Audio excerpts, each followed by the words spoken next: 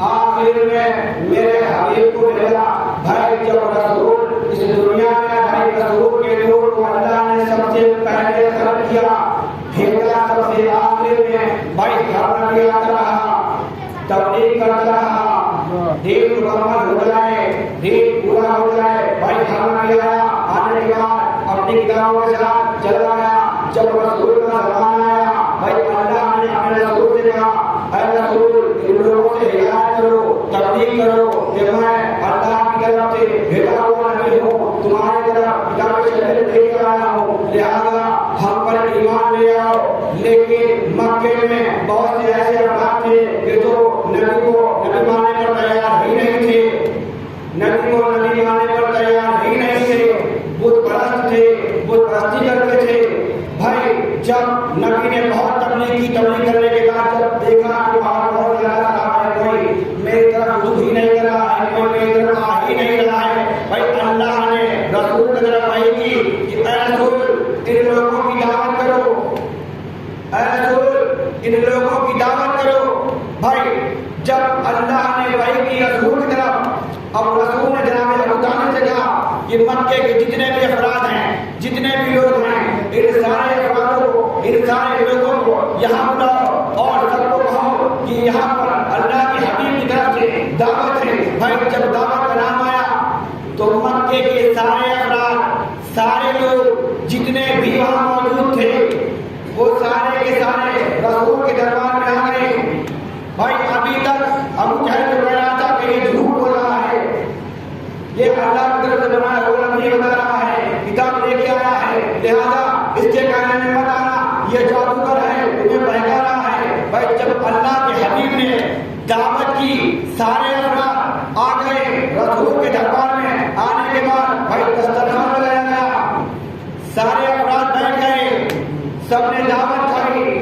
دعوت کھانے کے بعد جیسے ہی اللہ کا رسول پیغام کے لیے کھڑا ہوا, ابو جہل اٹھا اور یہ جھوٹ بول رہا ہے, یہ اللہ کی طرف سے نبی نہیں ہے, یہ کتاب شریعت لے کر نہیں آ رہا ہے, یہ جھوٹ بول رہا ہے, یہ جادوگر ہے, تم کو بہکا رہا ہے. ابو جہل اٹھا, اٹھنے کے بعد دروازے سے باہر چلا گیا, اس کے ساتھ سارے افراد چلے گئے.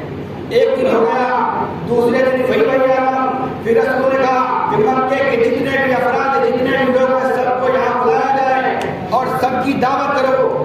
بھائی دوسرا دن ہوا, سارے افراد پھر آ گئے. بھائی دسترخوان لگایا گیا, دسترخوان لگ گیا, سارے افراد بیٹھ گئے, دعوت کھانا شروع ہو گئی. پھر ابو جہل تھا, اٹھنے کے بعد کہا یہ اللہ کی طرف سے نبی نہیں آ رہا ہے, یہ جھوٹ بول رہا ہے, یہ کتاب سے نہیں آ رہا ہے, یہ جھوٹ بول رہا ہے, یہ جادوگر ہے. بھائی دوسرا دن ہوا, پھر وہ اٹھا, چل دیا, سارے افراد اس کے ساتھ چل دیے. بھائی 2 دن یہی ہوا, رسول اٹھے, اس سے پہلے سارے افراد نکل گئے کھانا کھانے کے بعد. اور جب تیسرا دن ہوا, پھر اللہ کے رسول نے کہا کہ اے ابو طالب جاؤ, سارے مکے کے لوگوں کو لے کے آؤ اور رسول کے یہاں دعوت ہے. بھائی تیسرا دن ہوا, سارے افراد جمع ہو گئے, سارے لوگ آ گئے. آنے کے بعد دسترخوان لگایا گیا, دسترخوان لگ گیا, تو بھائی سارے افراد دسترخوان میں بیٹھ گئے. بیٹھنے کے بعد دعوت کری. اب جیسے ہی ابو جہل اٹھنے والا ہی تھا, ایک مرتبہ ابو طالب نے اپنی حیات سے تلوار نکالی. نکالنے کے بعد ابو جہل کی گردن میں رکھ دی, بیٹھ گیا. پہلے رسول کی پوری بات کو سن, پھر آگے جانا. اب جب ابو طالب کی تلوار ابو جہل کی گردن میں گئی, اب ابو جہل کی زبان سے ایک بھی لفظ نہیں نکلا.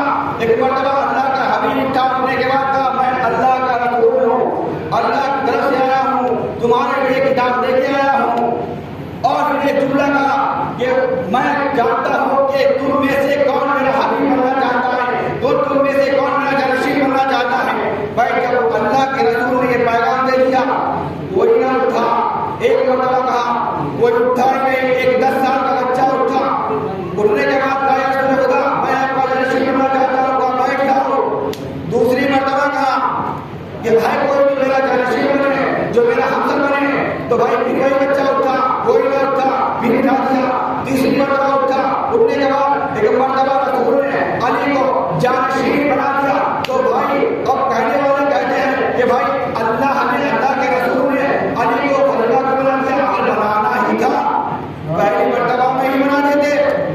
ضرورت کیا تھی؟ ایک مرتبہ اٹھا بٹھا دیا، دوسری مرتبہ اٹھا بٹھا دیا، یہ تیسری مرتبہ ہی نہیں بنایا۔ اگر اللہ کا حبیب علی کو پہلی ہی مرتبہ میں جانشین بنا دیتا تو کل کا مالک لکھ دیتا کہ رسول نے علی کو موقع دے دیا، کسی کو موقع ہی نہیں دیا تھا۔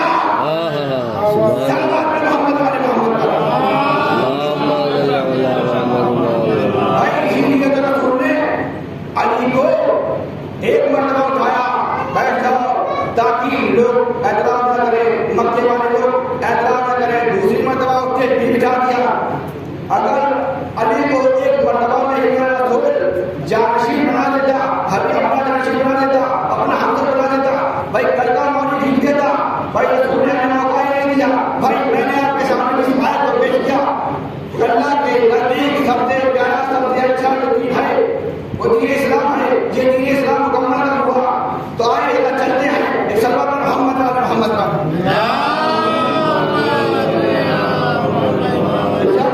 اللہ کے حبیب کتاب لینے کے آنے کے بعد غدیر ہوتا تھا، لیکن مرتبہ جیسے ہی اللہ کے حبیب نے علی کو لے کے گئے، لینے کے بعد سوالات حاضروں کے درمیان جب اللہ کا حبیب آخری حج کر کے مکے سے واپس آیا، آنے کے بعد کچھ افراد چلے گئے تھے، ان کو واپس بلایا، کچھ لائے گئے تھے، ان کا انتظار کیا۔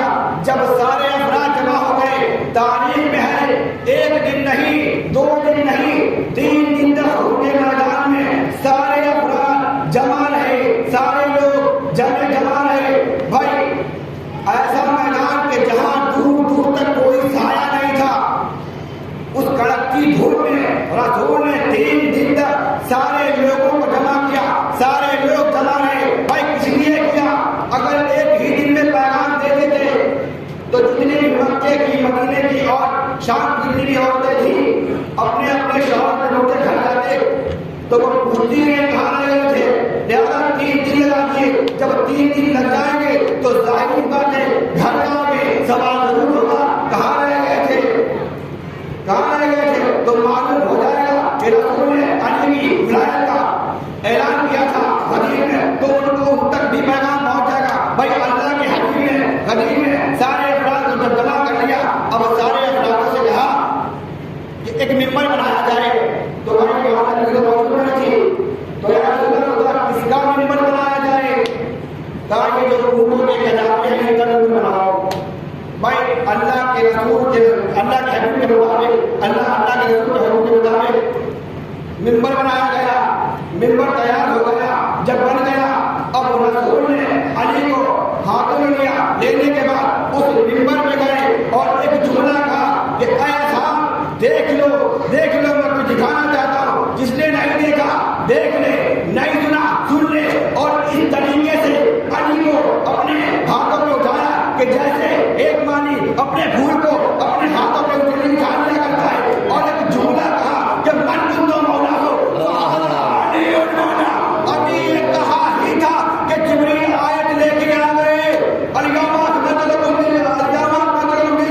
بھائی اے اللہ کے رسول آج دین کامیاب ہو گیا، دین کامیاب ہو گیا، دین کامیاب ہو گیا۔ ابھی اللہ کے حبیب نے کہا ہی تھا کہ من تم تو مولا ہو، فہذا علی مولا۔ ادھر سے ہاری سایہ آنے کے بعد کہتا ہے یا رسول خدا یہ پیغام آپ کی طرف سے ہے یا اللہ کی طرف سے ہے؟ تو میں رسول کہتا ہے کہ پیغام میرے طرف سے نہیں ہے، میری طرف سے پیغام نہیں ہے۔ تو کہتا ہے اچھا اگر آپ کی طرف سے نہیں ہے تو اپنے خدا سے بول کہ میرے اوپر عذاب نازل کر دے، عذاب نازل کر دے، عذاب نازل کر دے۔ ابھی اتنا کہا ہی تھا کہ آسمان سے ایک پتھر آیا، حالت وہیں پہ فنار ہو گیا۔ تو اب میں اپنی بات کو روک کے ایک جملہ کہتا ہوں کہ جب اللہ امام کی ولادت میں جو رکاوٹ آتا ہے، عذاب نازل کر دیتا ہے، بھائی ان کا کیا ہوگا جو احد کے میدان میں چھوڑ کے بھاگ گئے تھے؟ سبحان اللہ سبحان اللہ، صلوات محمد اللہم صلی علی محمد وآل محمد۔ ان کا کیا ہوگا جو رسول کو احد کے میدان میں چھوڑ کے بھاگ گئے تھے؟ بھائی سارے افراد چلے گئے تھے احد میں، سوائے علی کے اور کچھ افراد رہ گئے تھے۔ جب دیکھا ایک شخص نے کہ سارے افراد بھاگتے چلے جا رہے ہیں لیکن ایک شخص رکا ہوا ہے، شخص مولا کے پاس آتا ہے کہ یا علی جب سارے